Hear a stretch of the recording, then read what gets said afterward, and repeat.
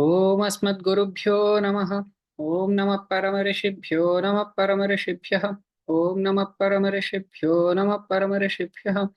नीलातुङ्गस्तनगिरितटे सुप्तमुद्बोध्य कृष्णं पारार्ध्यं स्वं श्रुतिशतशिरसिद्धमध्यापयन्ती स्वोच्छिष्ठायां सृजनिगलितं याबलात्कृत्य भुङ्क्ते गोदा तस्यै नम इदमिदं भूय एवास्तु भूयः. Today we will discuss the 17th Pasuram. அம்பரமே தண்ணீரே சோரே அறம் செய்யும் எம்பெருமான் நந்தகோபாலா எழுந்திராய் கொம்பனார்க்கெல்லாம் கொழுந்தே குலவிளக்கே எம்பெருமாட்டி யசோதாய் அறிவுராய் அம்பர மூடறுத்தோங்கி உலகளந்த உம்பர் கோமானே உறங்காத எழுந்திராய் செம்பொல் கடலடி செல்வா பலதேவா உம்பியும் நீயும் உறங்கேலோர் எம்பாவாய். This is the Pasuram for today. Adian, please go ahead. Eighth verse one. Yeah. அம்பரமே தண்ணீரே சோரே அறம் செய்யும் எம்பெருமான் நந்த கோபாலா எழுந்திராய் கொம்பனார்க்கெல்லாம் கொழுந்தே குலவிளக்கே எம்பெருமாட்டி யசோதாய் அறிவுராய் உம்பரமுடரத்து ஓங்கி உலகளந்த உம்பர் கோமானே உறங்காத் எழுந்திராய் செம்பொன் கழலடி செல்வா பலதேவா செம்பொன் கழலடி செல்வா பலதேவா உம்பியும் நீயும் உறங்கேலோர் எம்பாவாய்.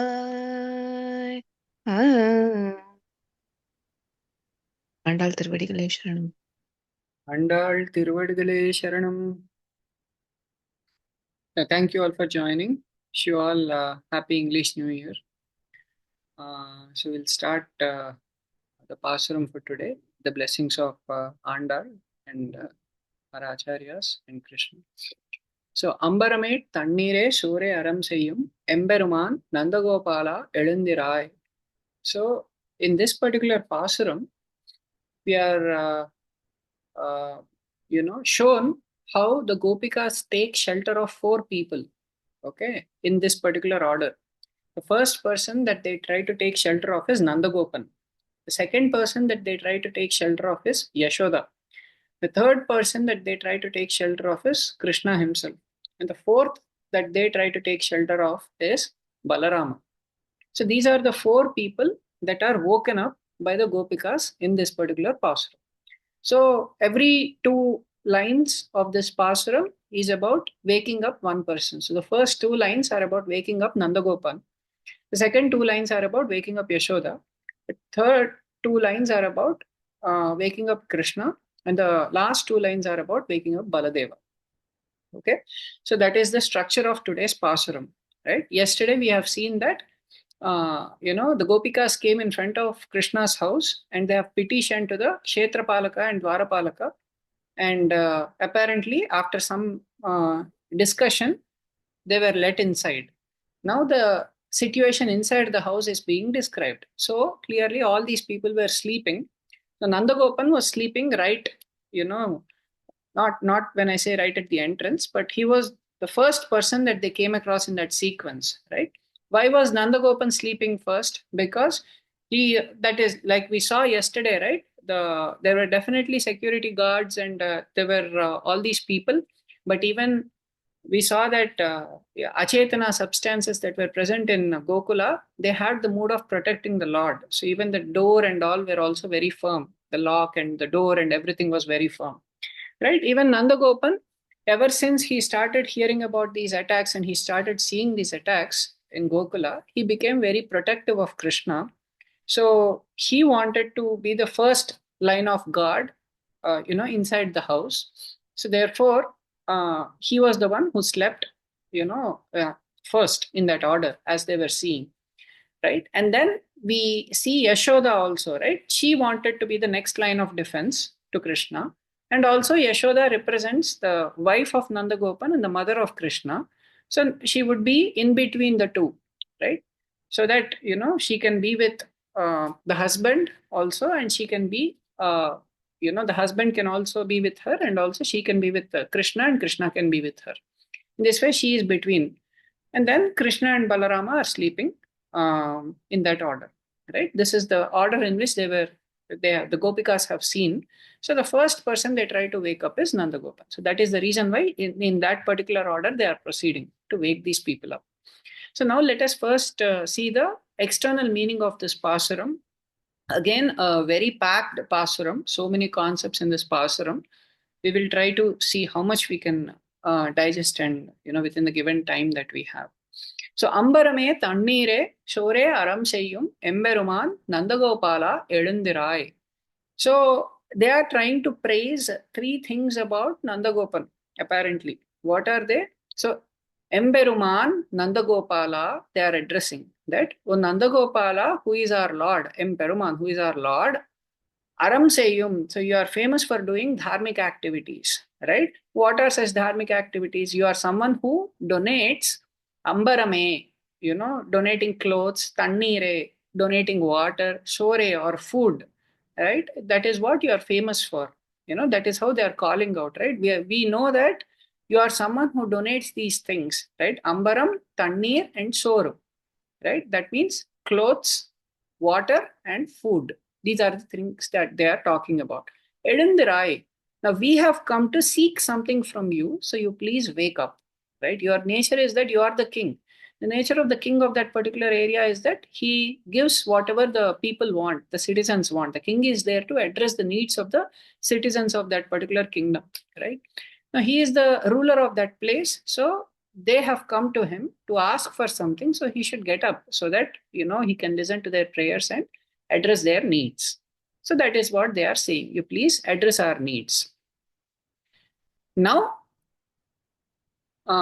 next they are saying, Kombanarkellam Kolunde Kulavedakke Emberumati Yashoda Arivurai. Here now they are saying that Yashoda is someone who is, Kumb Anark Ellam. That means among all the women, she is someone who is like a certain tree that is full of flowers. So they are trying to describe a certain kind of tree.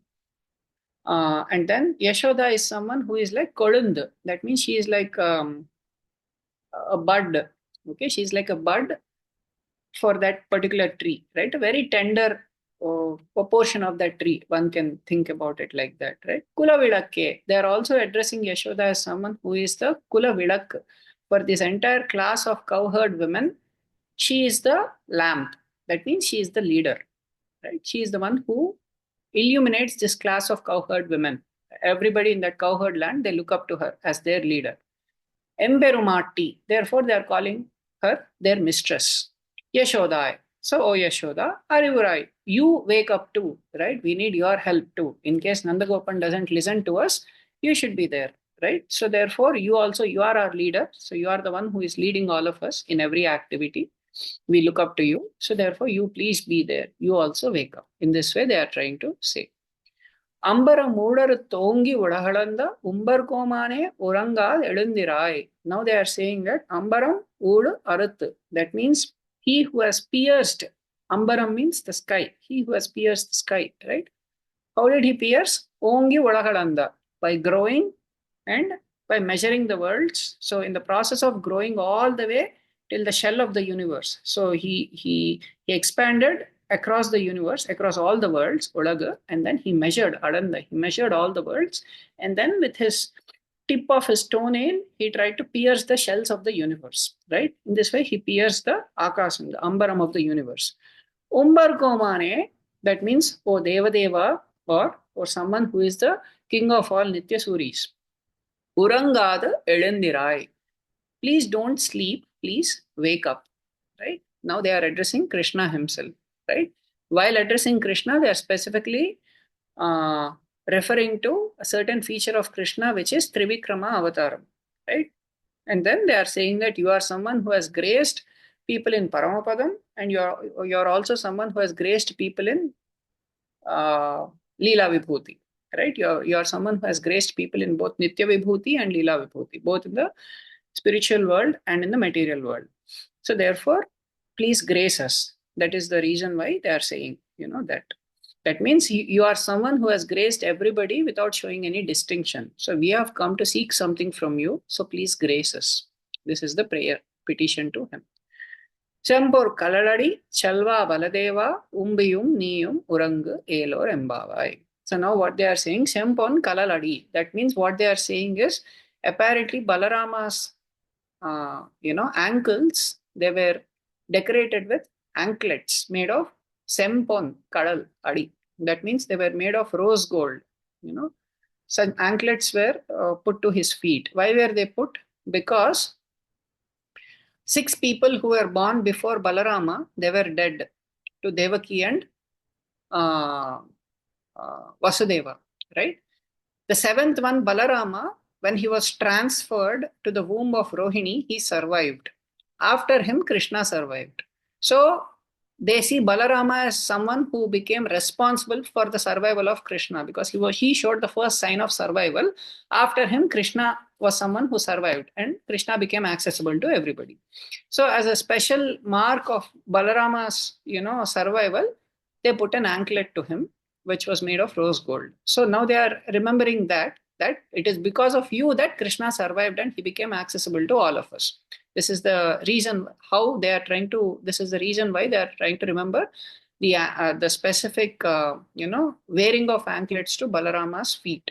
Okay, Selva, and they are saying you are someone who is Sriman, right? Who is always Nitya Kinkara Para to Paramatma, right? Wherever Balarama is, Adisesha, whether he is in Vaikuntha or whether he has appeared in this world as Lakshmana and so on, he is always engaged in service of Perumal, right?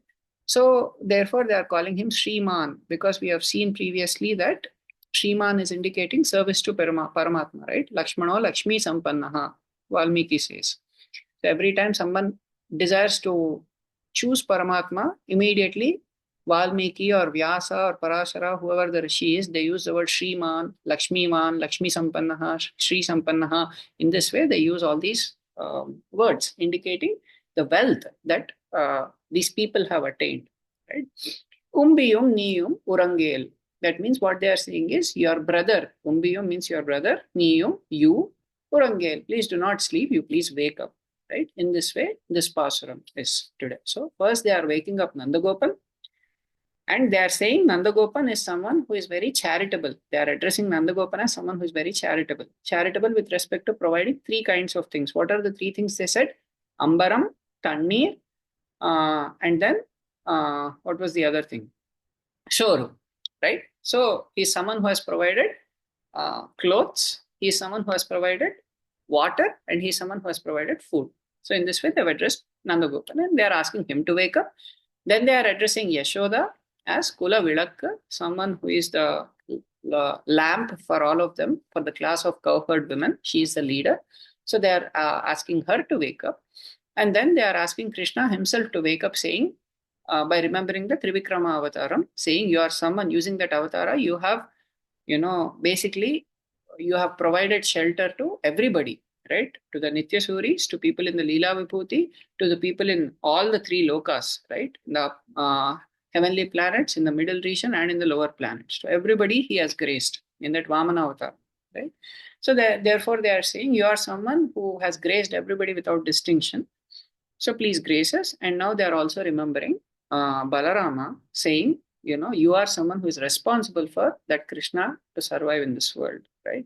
So therefore, we want to pray to you too. You please wake up. So this is the external meaning of this pasuk. Now we will get into the internal meaning of this pasuk. What exactly they are trying to ask in this particular pasuk, right? Before we get into the internal meaning, there's one more thing that we want to meditate upon, right? When we look at, Bhagavata Purana or Vishnu Purana, any place, we don't see a lot of incidents of charitability of Nandagopan for us to call him, he's very charitable, right? That he's famed. Of course, he might be charitable, but he's not famed for giving charities. The only instance of giving charities that we see in the case of Nandagopan was when Krishna was born, he donated in plenty, right? Just like Vasudeva, he couldn't donate physically because he was imprisoned at that time. So mentally, he donated, millions of cows he donated to so many Brahmanas, and so much wealth he donated, and so on. But Nandagopan, he physically donated when Krishna was born. He was very happy. He was trying to celebrate. That is only incident that we see in scriptures about Nandagopan's donation. We do not know where were the instances where he donated clothes or food or water and all these things. But we definitely know Krishna has donated these things in plenty, right? Where did he donate Ambaram or clothes? To Draupadi, right? He gave an infinite supply of clothes when she was in need. So there, Krishna donated clothes. Thanneer, where did he donate water? When the horses of the Pandavas were tired, right, on the way they were going to Mahabharata war, right?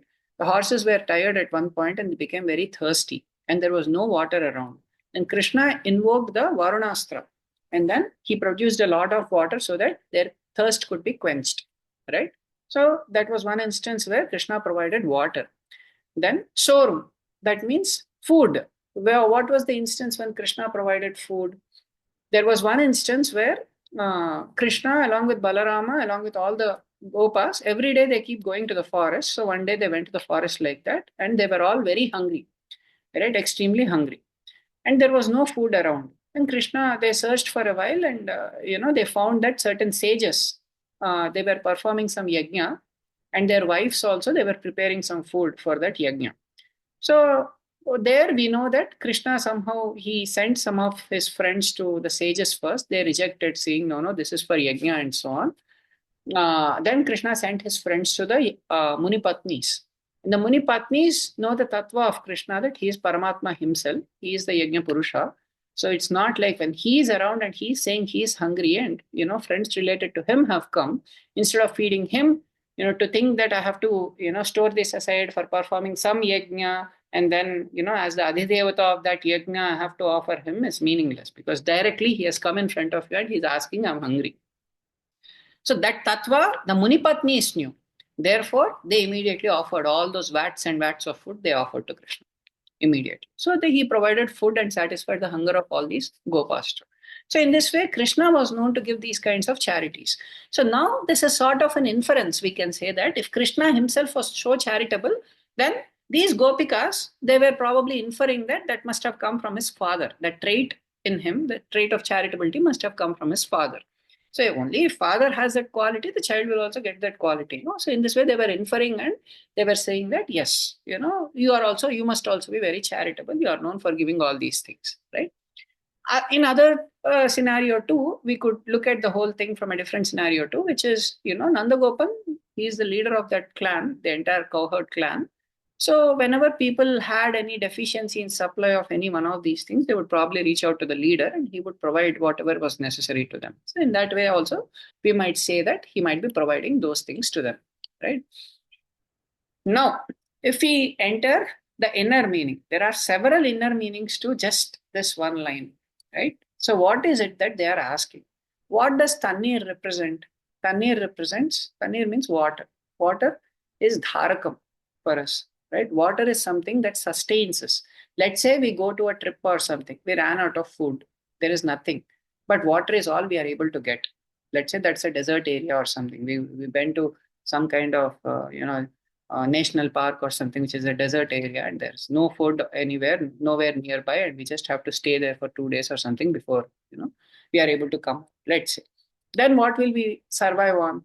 Water we might be able to get, and we just by drinking water, we maintain our body. So water is called dharakam, something that at least sustains us, that maintains us, right? This is called dharakam. What is food? Food is called poshakam. That means to just sustain our body, barely to keep our body, water is needed. If we don't even provide water for several days, then our body will starve to death, right? So water can keep the body going, right? As long as the body doesn't do very intense activities and so on, water might sustain the body. Now, to give strength to the body, we need to eat food, right? So that is poshan. Then Ambaram or clothes, they are something that add glory to the body, right? If we see some very renounced sages and so on who are living in the forest and so on, we see that most of the times they wear just only a kaupina, right? They don't even, put on all clothes and so on. They just cover themselves with a tree bark or something like that, bare minimum to sustain themselves. But if they have proper clothing and so on, that's a symbol of glory, that they have enough to sustain themselves, right? They are not impoverished. So it is a symbol of bhogyam. So Nandagopan is someone who is capable of providing dharakam, poshakam, and bhogyam to everybody, right? That is what he is famed for. Now, to the Gopikas, what is dharakam, poshakam, and bhogyam, right? If we look at Nammalvar, what does he say? Unnum shorum, parugum neer, and tinnum vettilayum, ellam kannan, right? He says that uh, the food that the food that he wants to eat, and the water that he wants to drink, and the things like betel leaves and so on that we try to enjoy, or papads, gulab jamuns, cakes, all these things, these are all bhogya padarthas, right? We don't need them for poshakam, for maintaining us. These are all things that are a symbol of our glory, something that is there for us to enjoy, right? This dharakam, poshakam, bhogyam, all three are elam kannan. He says that everything is Krishna himself, right? This is how the Gopikas were also, right? They were in the mood of Dharakam, Poshakam, Bhogyam as Paramatma himself. Yugayatam, Nimeshena, Chakshusha, Pravrudayatam, Shunyayatam, Jagat Sarvam, Govinda Virahena Me. They were saying, right? That uh, they could not bear separation from Krishna even for a moment, right? Atati yad bhavan, ahnikananam, truti yugayate, tvam apashyatam. This is what the Gopikas sang, right? That even if you go to the forest during the day, then truti yugayate, tvam apashyatam. If we do not see you, even for a fraction of a second, truti is described to be a very tiny fraction of a second. That tiny fraction of a second appears like an entire yuga for them, right? This is how their mood was. They couldn't bear separation from Krishna. It's like, can we survive without breathing for a long time? No, right? Even underwater swimmers and so on, what I don't know what the world record is, right? By going underwater, how much long they can hold their breath and so on. Maybe a few minutes, maybe an hour at the most. I don't know.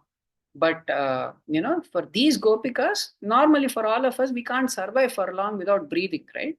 But they were saying that Krishna was like that to them, right? And they were saying that, they were angry that Brahma created eyelids, because these eyelids were batting and constantly separating their vision of Krishna, right? So they were very angry at Brahmaji that he did this, task, because of which, these eyelids are such a disturbance, so that are preventing us from constantly seeing Krishna. So Dharakam, Poshakam, and Bhogyam for the Gopikas was Krishna himself. So by saying that, oh Nanda, who is really providing Dharakam, Poshakam, and Bhogyam for everybody, can you provide Dharakam, Poshakam, Bhogyam for us? Then Nanda may say, yes, of course I will provide. I say, please give Krishna to us, right? Because these parents, they were trying to somehow separate these, girls from Krishna, right? So these girls want to petition to him first, saying, yes, you are famous for giving charities. Nandagopal says, yes, of course I am. And he says, you are famous for giving Dharakam, Poshakam, Bhogyam. He says, yes, of course I will give whatever you want. And he says, yes, can you please give Krishna? He is our Dharakam, he is our Poshakam, he is our Bhogyam. In this way, they are trying to petition to Nandagopal, right? This is the external meaning still. Now, what is the internal meaning, right? Who is Nandagopan? Nandagopan is Acharya. How are they addressing Nandagopan? They are addressing Acharya as Perumal, our Lord, right? This is how one should actually consider the Acharya, right? Acharya is someone to whom we should completely sell ourselves, that he is the Lord and we are his property. And Acharya is free to do whatever he wants with us. This is called surrender, right? And that Acharya, what does he do? He doesn't do anything. If we surrender in that mode, he will decorate us nicely and he will present us to Krishna. We are like a stone in the hands of a sculptor, right? So the stone has to completely surrender to the sculptor so that he can actually carve out a nice statue out of that stone and present it to the world, right? This is what an Acharya does, right?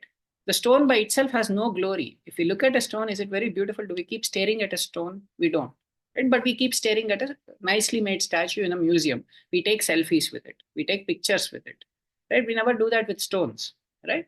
What is the difference? It's the same stone, but there is beauty in this stone. There is no beauty in that stone. Who brought that beauty to that stone? It is the Acharya. How was the Acharya able to do that? Because the stone surrendered itself to the Acharya completely.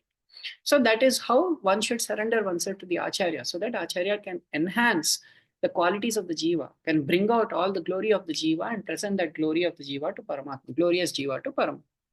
Okay, so this is the meaning of addressing Acharya as our Lord. You are our Lord, they are saying, right? Now, who is this Acharya? He gives Ambara, Thanneer, and Sor. What is Ambara? Ambaram means Akash, right? Ambaram means sky.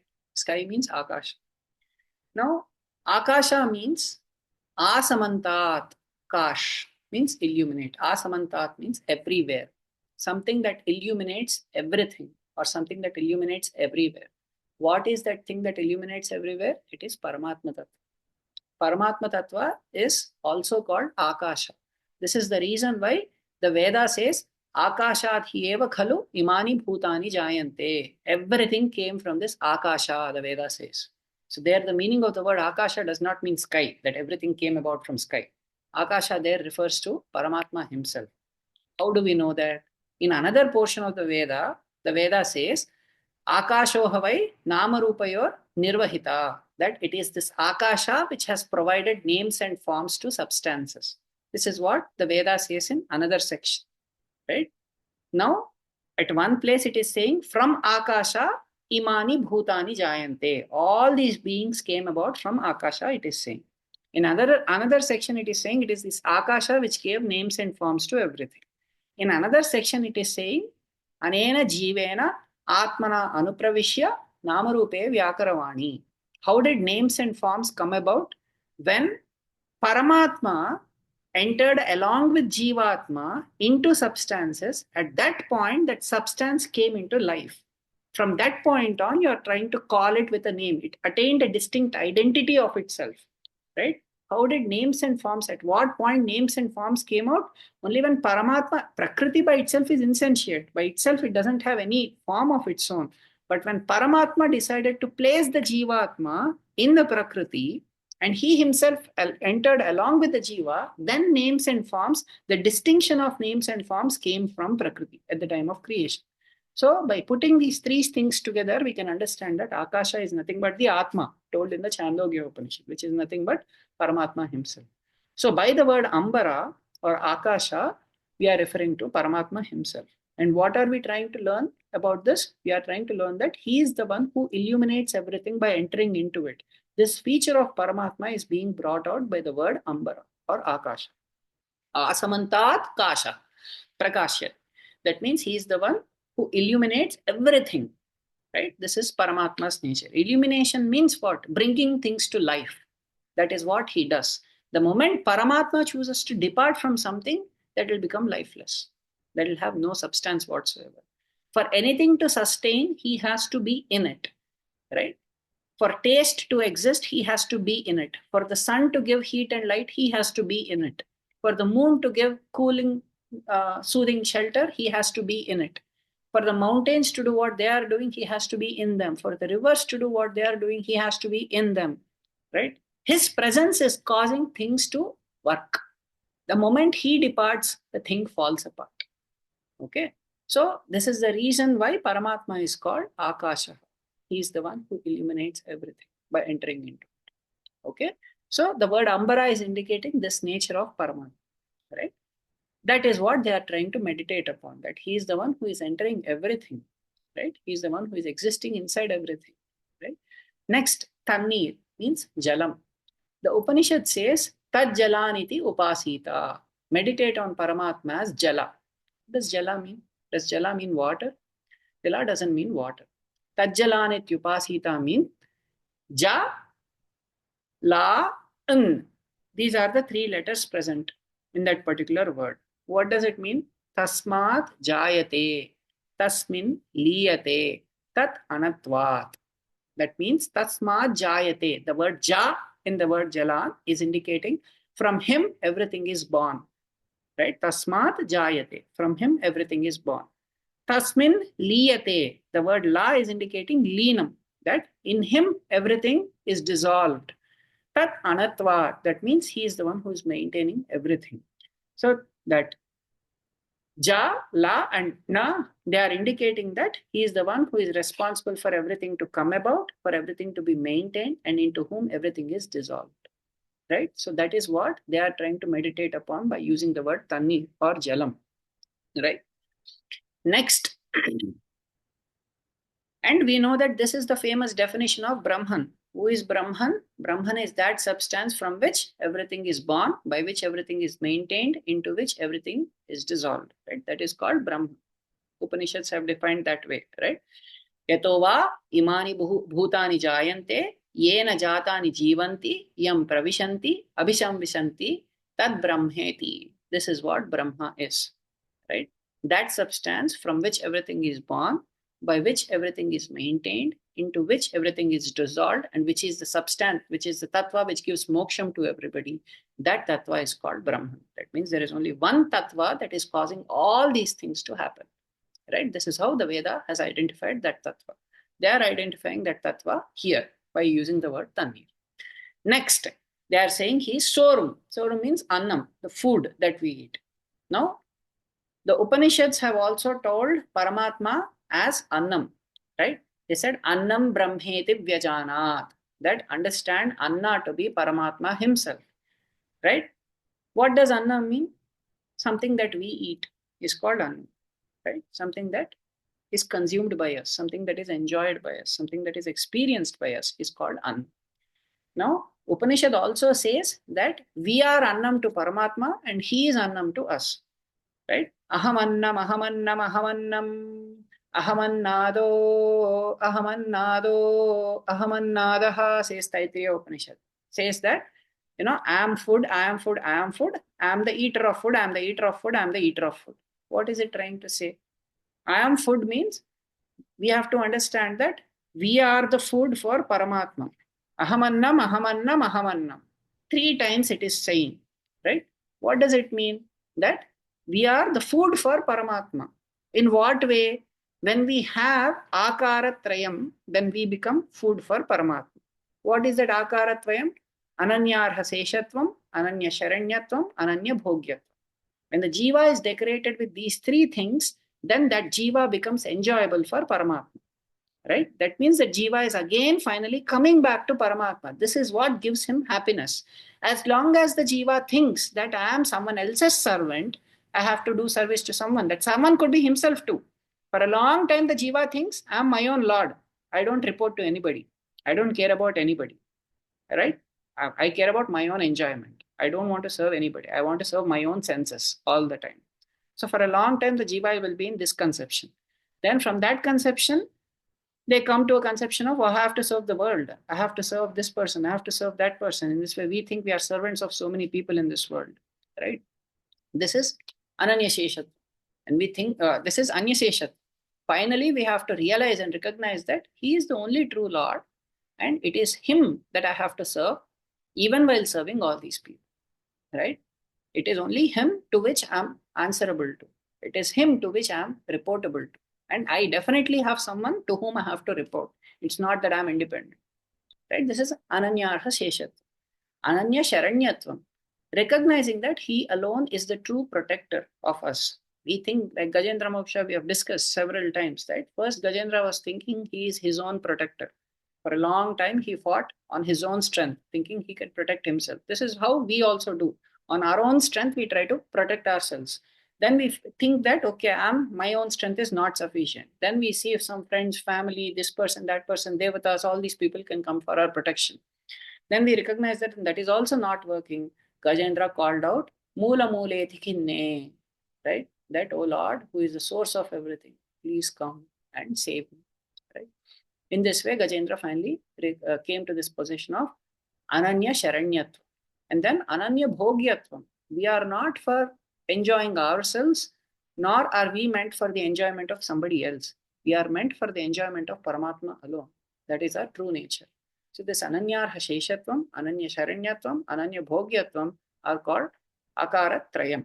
So these are the three things that we have to cultivate. When we have these three things, then we become Annam for Paramatma. We become a delicious meal for Paramatma, a very tasty meal for Paramatma. That means it gives him immense joy when he sees us, just like we feel immense joy when we look at Gulab Jamun, right? Similarly, why? Because immediately our mouth starts to water when we see some food like that, something that we like. And Jiva has attained its original position that gives Paramatma so much happiness, right? So this is what is being indicated here. So for Paramatma, Jiva is the food. For Jiva also, Paramatma is the food, because really what gives happiness to the soul? Only Paramatma. Nothing else gives happiness to the soul, right? But the Jiva actually thinks that so many things in this world give the Jiva happiness. That is the problem. Jiva thinks that everything made of Prakriti is what gives me happiness. Prakriti can never satisfy the Jiva, right? It is very interesting. One has to understand, a dog can only eat dog food. No matter how much food you provide, if it is some other species food, the dog will not enjoy. Human will like only human food. If you provide some other species food, they will not enjoy, right? Similarly, if we are from a certain region, whatever our region's food is, that is what we enjoy the most. For some days, we might, eat roti and all these things and so on, but that eventually when we eat rice or whatever is the most enjoyable thing for it, that is what gives us satisfaction and happiness. Finally, I came back, we say, right? I came back to my original meal plan. In this way, for Atma Tattva, only something that is of the same similar nature gives happiness. Prakriti is of an entirely different nature, right? So that can never satisfy Atma. No matter how much it tries to enjoy Prakriti, Atma, it will never be satisfied. The only thing that will satisfy Atma is Paramatma, because it is of the same nature, right? This is also spiritual in nature, that is also spiritual in nature. So only Paramatma can satisfy the Atma. So therefore, when we understand that, then he becomes food for us. So this an Acharya gives. An Acharya is the person who gives us this understanding that Paramatma is the thing that sustains everything. Paramatma is the thing that enters everything. Paramatma is the thing from whom everything comes, by whom everything is maintained, into whom everything is dissolved. Paramatma is that tattva which is actually enjoyable to you, and you will become a food to Paramatma when you cultivate these qualities. In this way, an Acharya gives us access to Paramatma, right? This is what is being indicated by they praying to Nandagopan for these three things. They are praying for Ambaram, Thanneer, and Sorum, right? By praying for Ambaram, it is indicating that Paramatma entering and existing as the Antaryami of all is being indicated. Then, by praying as Thanneer, they are saying that the access to knowledge that Paramatma is the origin, the maintainer, and the dissolver of all species is what is being taught. And then, by saying he is Sorum or food, we are being taught that from an Acharya, we are supposed to understand how we have to become pleasurable to Paramatma, and he is pleasurable to us. He is the only thing that is a source of pleasure for us who are Atmas. This is one meaning, one internal meaning. Then, what is another internal meaning? Akasha refers to Paravyoma, the spiritual sky, or Paramapadam. Okay. Water refers to taking bath in Viraja Nadi, right? It is told that in the final journey of departure for the Jiva to Paramapadam, the Jiva has to finally take bath in Viraja Nadi before proceeding to Paramapadam. That is where the subtle things are dissolved. The mind, the senses, all these things are dissolved there. The Jiva requires all these things as long as the Jiva is in samsara, going from one loka to another loka to another loka. But finally, when the Jiva is giving up samsara altogether and proceeding to Paramapadam, the manas, the indriyas, these things are no longer required. So they are dissolved in Viraja Nadi. So that Viraja Nadi Snana is being indicated by that water. Then Annam is referring to Brahmanubhavam, the experience of Paramatma. So this is another way in which our acharyas have experienced the meaning of this particular Pasuram. Then another meaning for this is water is what? Something that sustains us, right? What sustains us in our constitutional position is freedom from tendency to enjoy is what sustains us. That sustaining means once we recognize that I am someone who belongs to Paramatma, then what is the sustaining force? We should not think that I'm the enjoyer, I'm the enjoyer all the time. What maintains us basically is at least this freedom from tendency to enjoy is what maintains us. Okay. Then what nourishes us? Constant kainkaryam to Perumal is what nourishes us. Right? So that is the annam. Service to the Lord, because that's our original position. Dasa bhutaha svatah sarvehi atmanam paramatmanaha na anyatha lakshanam tesham bandhe mokshe tathevacha. That the nature of jivas is always to be of service to Paramatma. Dasa bhutaha, being a dasa, is sarvehi atmanam paramatmanaha. For all atmas towards Paramatma, that is their nature. That is their nature in bandhe, that is the nature in moksha. Moksha dasa also. Bandhe mokshe tathevacha. Whether they are in the bound state or in the liberated state, their relationship with Paramatma is always of servitude. So, when we do that, it will actually nourish us. It will actually make us grow further and further, right? It will give us more and more happiness. Then what is the vastram, which is bhogyam? Paramatma, when he becomes happy by looking at us, that adds glory to this particular Atma.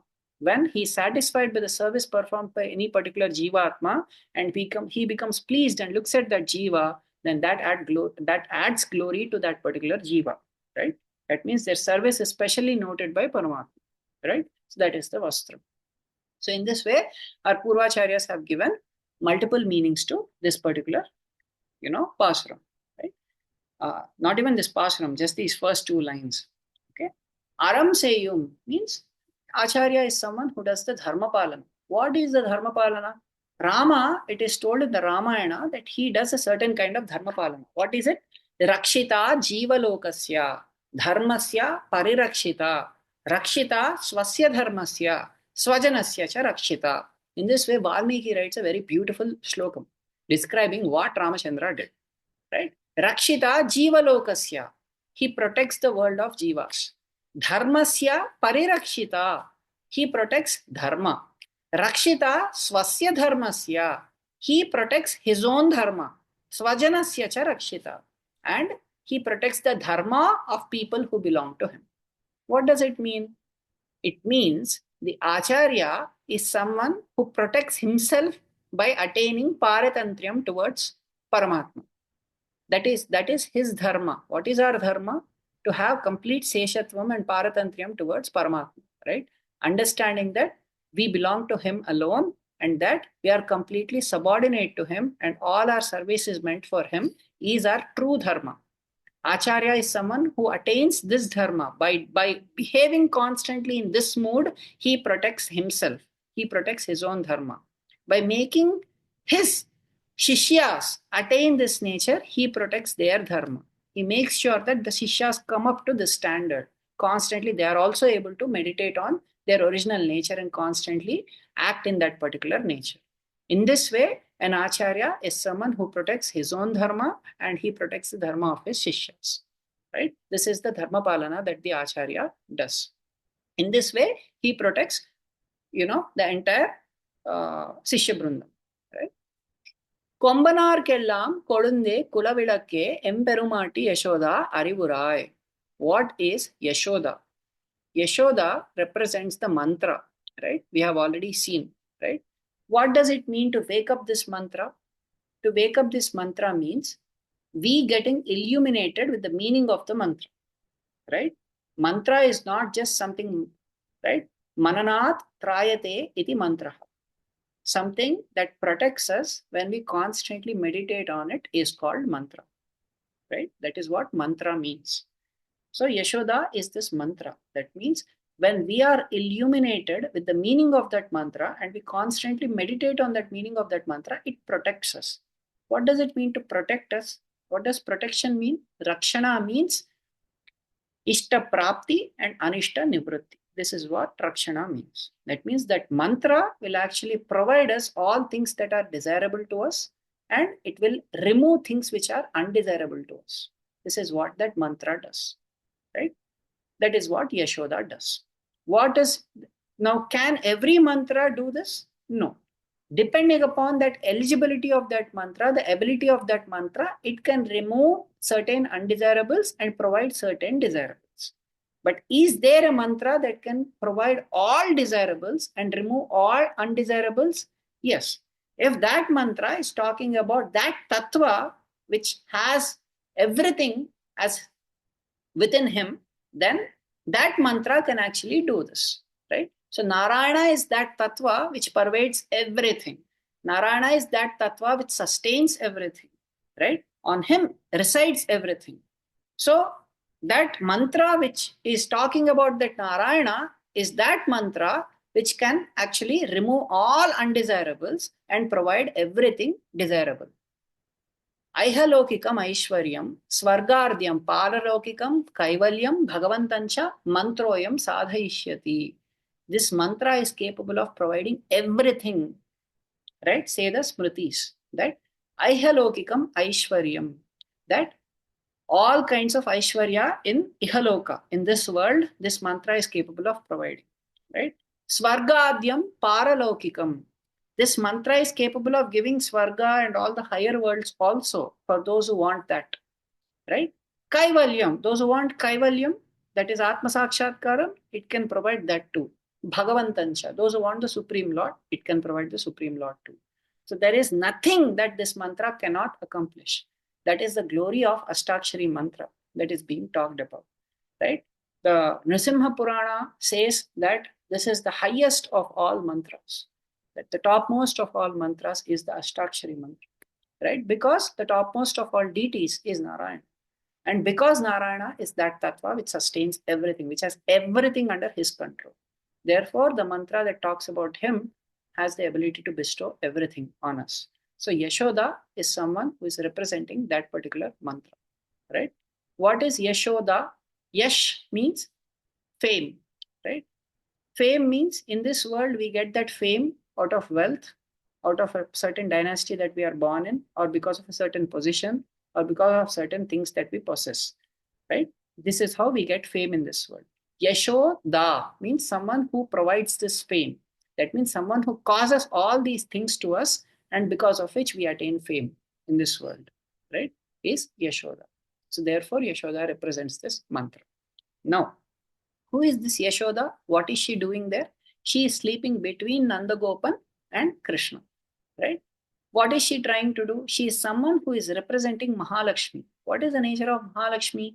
She acts as, someone whom we all can take shelter of, and she takes shelter of Paramatma so that she can provide our desirables to us. That is the nature of Mahalakshmi, right? Shriyate iti Shri.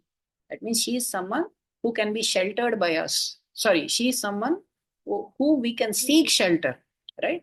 And she is someone who is sheltered by Paramatma, right? That is who Shri is. She is the Ukara between Akara and Makara. Akara represents Paramatma. Makara represents the Jiva. She is the Ukara between Akara and Makara in the Omkara.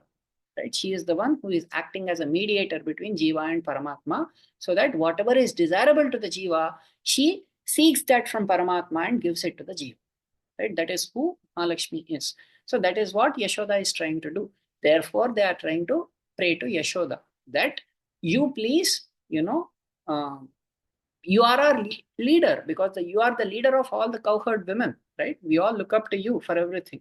So you please guide us in this path, right? In case Nandagopan says something, you somehow try to, convince him and somehow give us Krishna, right? This is what they are trying to tell, right? To Yashoda. They are trying to petition to Yashoda. Now, Ambaram Udaru Tongi Udagalanda Umbar Komane Urangat Elundirai. Here they are talking about Krishna's nature. What is Krishna's nature? A specific thing that they are meditating on Krishna. It is interesting. They meditate on Vamana Avatara several times in Thiruppavai, right?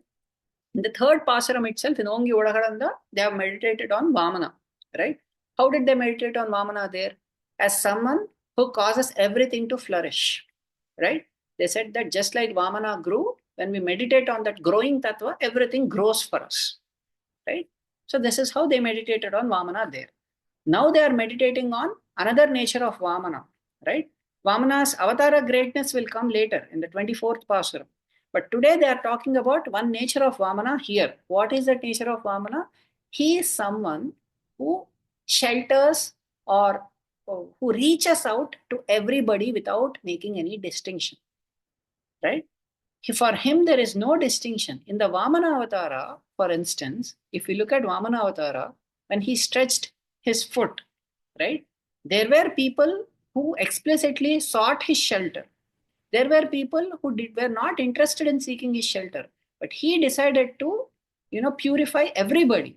There were definitely animals and birds and other creatures, trees, mountain ranges, rivers, and all these things. They were not necessarily in the mood of, I want to pray to Vamana, may his foot touch me, and so on. They were just going around.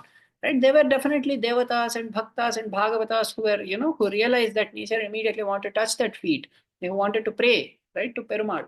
So there were those who were completely neutral. There were those who were completely in that mood of prayer, and there were also others who were trying to say, hey, he's cheating and so on. All these Danavas, right? They were saying this person is cheating, we have to attack him. So all those people, without seeing any distinction, he is someone who showed his compassion to everybody. He pervaded his feet over everybody and purified everybody. Ramavatara too, he showed no distinction. On the pretext of searching for Sita Devi, he went and embraced every tree there, every rock there, every river there, right? Because he knows that there are different jivas that are caught up in these forms, right? He wanted to provide his experience to all of them. So therefore, he went and embraced everybody there, right? In this way, Rama also provided that thing. Krishna also, he was so accessible that he made no distinction to ashritas and anashritas alike. He completely made himself available, right? So this is the nature that they are trying to meditate upon. And using this Vamana Avatara, this pierced the shells of the universe all the way till Vaikuntha Loka. So they could experience him. People in this universe could experience him. And he was the one who made Bali to go to Patala Loka. So he also sent his feet to Patala Loka. So everybody in all worlds could actually experience him. So they were saying, you are someone who became so accessible to everybody, right? You are someone, who became beggar for the sake of devatas. Now we have come as, to beg for you, right? We are not even trying to beg anything from you. We have come here to beg you from Nandagopan. Can you not please grace us? Can you not come out for our sake, right? You know how bad it was when you went for begging. So now we are in that position. Can you not understand another beggar's mood? Right? In this way, they were trying to talk to him. And now you are someone who felt very bad when Sita Devi was suffering there, right? And because of that, you took all the pains to somehow go there and protect her. Now we have come all the way here. Can you not feel our, anguish that we are going through? And can you not please come out and grace us? In this way, they were trying to, think about him, and they were trying to pray to him, right? This is what they are experiencing in these two lines. Finally, they were petitioning to Baladeva, because now if we see the sequence, right, what does Baladeva represent? Who is Baladeva? He is also sleeping apparently, right? Now what is the special thing about Baladeva? When he appeared as Lakshmana, he never even slept to serve Ramachandra, right? For the entire 14-year period, he never even slept, right? Ham sarvam karishyami jagratah swapatashyate. Whether you are awake or you are asleep, I will do everything for you. This is the mood in which Lakshmana was. So even when Ramachandra was, asleep, Lakshmana did not sleep, because he was constantly guarding Rama to see if someone would come from attack from somewhere. So Lakshmana never even slept. Now you are nicely sleeping. You know we have come. At least for our sake, you please wake up. In this way, they were trying to pray. And who is this Baladeva? Why specifically they are trying to pray to Baladeva? Because when Krishna went to Mathura, and Gopikas, they were suffering so much, right, out of separation from him, Krishna understood the desire of the Gopikas. So what he did was he sent Baladeva to the Gopikas so that he could pacify.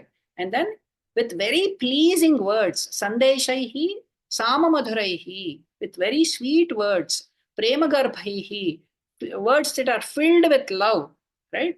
Agarvitaha, with such kind of words, he tried to pacify and console the Gopikas that he will come for you. Don't worry. In this way, he tried to pacify them.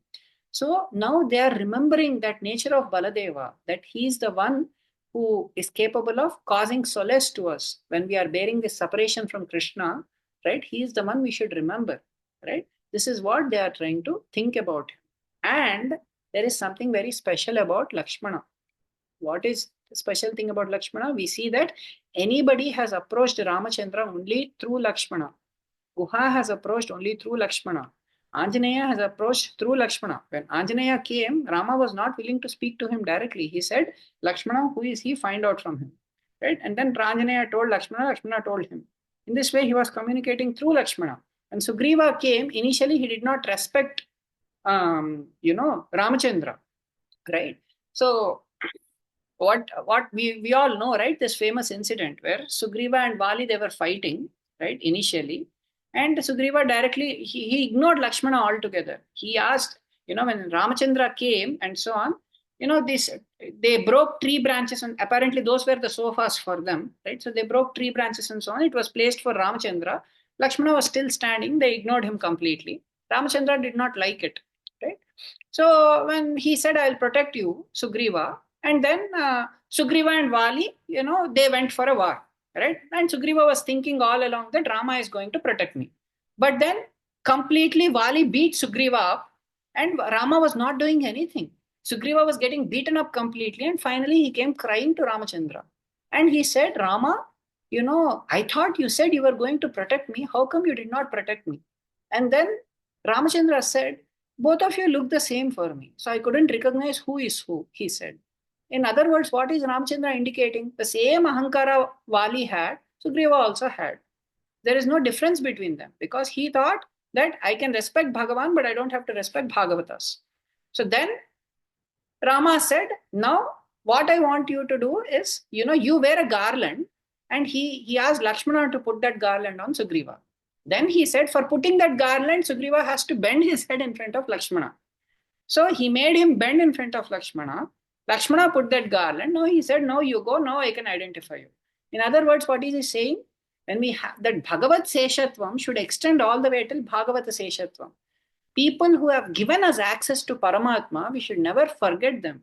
We should never ignore them, thinking that I can directly approach Paramatma. I have an equation with Paramatma. Who is this person in between? Step aside. I'll go directly to Paramatma. In this way, no devotee has ever approached Paramatma in the scripture. Right? All great people have always approached through Bhagavatas, particularly through Lakshmana. Lakshmana means he is Acharya himself. Right? When we have this Ashtakshari, understanding the meaning of Ashtakshari is one thing. We realize that we are Bhagavat Seshabhutas. But we also have to recognize that we are Bhagavata Seshabhutas. That we should never ignore the people who have established that connection from us to Paramatma. Right? This point we have to always remember. So this is something that they are trying to indicate here using meditating on Lakshmana also and praying to him. So in other words, this particular Pasuram is telling us 4 things, right? By taking shelter of Nandagopa, they are trying to teach us how we should take shelter of an Acharya. By taking shelter of Yashoda, they are trying to say how we have to realize the Ashtakshari Mahamantra. By taking shelter of Krishna, they are trying to say how we have to recognize who Krishna is and what his ability is. He can shelter anybody. That confidence we should have. We should not think that, Paramatma will give everything to everybody, but he won't do anything to me. Many people have this feeling that me, Paramatma will not. I am so great, my papams are so great that they are greater than Paramatma. Therefore, Paramatma is so powerless when it comes to my papams. He can protect somebody else, but not me. This feeling should be eliminated. There is nothing impossible for Paramatma. He loves everybody. He wants everybody. He wants all of us back to him, right? So he has the ability to shelter everybody, and he has the ability to remove everybody's papams. They are nothing to him, because the moment he decides that papams shouldn't be there, they will not be there, no matter how much size they have. He can just do a shift delete. All the records will be erased fully, completely, right? This is what Paramatma is capable of.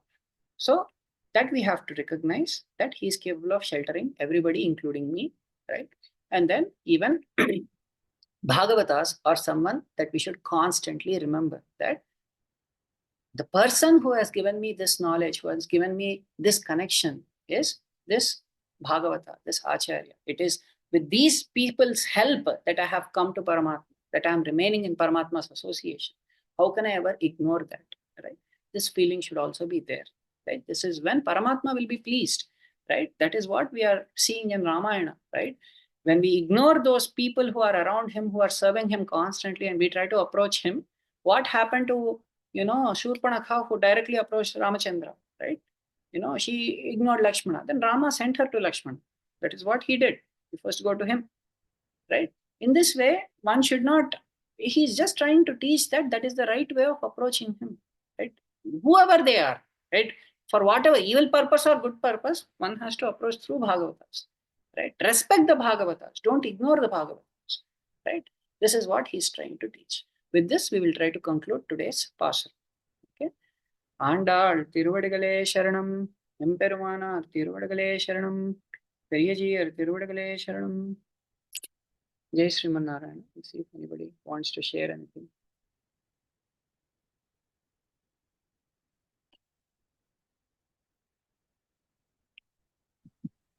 Adiyan, Jai Sriman Narayana. Adiyan.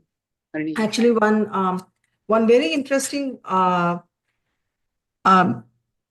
smartness of using the word that Andal has used is, for everyone she uses Irundirai, but just for Yashoda she says Arivurai. So did you? No, I talk haven't to- come across. If you know, please share. I'll be happy to Oh, hear. okay. So what that okay, Ambarame Thanneree Shore Eranchi Memberma Nandakopala Irundirai. உம்மனார்கலாம் குழந்தை குலவளுக்கு எம்பெருமாட்டி யசோதாய் அறிவுராய் அம்பரம் முடருத்து ஓங்கி உலகளந்த உம்பர் கொமானே உறங்காது எழுந்திராய் செம்போர் கருடி செல்வா பலதேவா உம்பியும் நீயும் உறங்காதே எல்லோர் எம்பாவாய். So it's a very smart way of letting us know that the men in the family, it's enough if you just wake up. But arivurai means you have to come to senses. So the lady of the family, in order for her to smoothly run the day for the family, it's not enough if she just wakes up. She needs to come to senses also. So that's like one other perspective that Andal is like letting us know, and that also denotes Sri Mahalakshmi Tayar. So whenever the men in the family, when they do not think the way how, like for example, Perumal, like we say Tayar as Purushakara Bhutai, right? So that's because like Sri Mahalakshmi Tayar is always in her senses. So there may be some incidents when Perumal may even slip, but that is why we always say Sriman Narayana, because Shri is always with Perumal, who was always in her senses to steer our lives, like the children's lives, and also to connect the children's lives with Perumal. So she is like the steering wheel which steers both Perumal, like both the car and the passengers, the vehicle and the passengers. So I have found this, like how smart Andal is to use a smart usage of language. So she purposefully says, Yashoda, you have to arivura. It's not enough. You just wake up. Vigilance is what. Yeah, kind of. Yeah. Constantly. So that's like Ariyan. Ariyan has heard from other upanyasams. I thought I can like share that with. Thank you so much. You here. Yeah. Thank you. Ariyan. Thank you. Jai Sriman Narayana Swami. Adiyan, Jai Sriman. Ananthan has a question, Swami. Yes, please. What would have happened to Shurpanakha if she went through Lakshmana to Rama? We don't know what he would have done. Still, her motive was evil. So first thing is talking about how to approach Rama. That is through, Lakshmana. That is how all the saintly people have done in Ramayana, right? That is how they have done. If they have not done, he always made sure that some correction was given. But Shurpanakha's motive was also evil. She didn't stop there. For as long as she was dealing with Rama and Lakshmana, he was peaceful with her. The moment she went and pounced upon Sita Devi and started attacking her, then immediately Rama, he ordered Lakshmana to cut her nose off, right? So Rama was still peacefully trying to converse with her, despite knowing that she was a Rakshasi. He was still, one etiquette, the way one, as a matter of one's right behavior, one has to approach Rama through Lakshmana. That is the way one has to do. And he was sending her this way and that way, but as long as she was still with the two of them, he was conversing with her normally. He was telling her the truth about who they were and what they are and how they have come there and so on. The moment she did the wrong thing, she tried to hurt a Bhagavata, which is what caused him anger. Therefore, Sita Devi was not doing anything there, right? She was just being by herself, but she tried to hurt her. Therefore, he got her nose removed. Yeah. Was it helpful? Yes. Okay. Thank you, Mama. Thank you for your Thank question. you, Mama. Thank you for your question, Kam. Adiyan, Swami. Adiyan.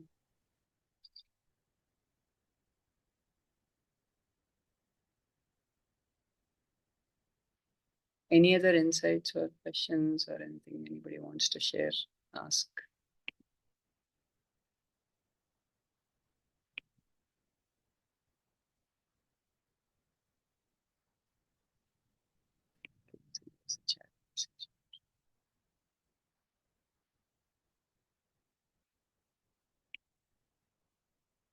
Okay. Thank you all again for joining. There is nothing, we'll close for today. Once again, wish you all a very happy and prosperous new year. All good things happen by Acharya. Thank you, Swami. Very beautiful upanyasam, Swami. Jai Thank you, Swami. Shrimanarayan. Adiyan. Jai Adiyan, Shri. Srimanarayan. Jai Srimanarayan. Jai Shri.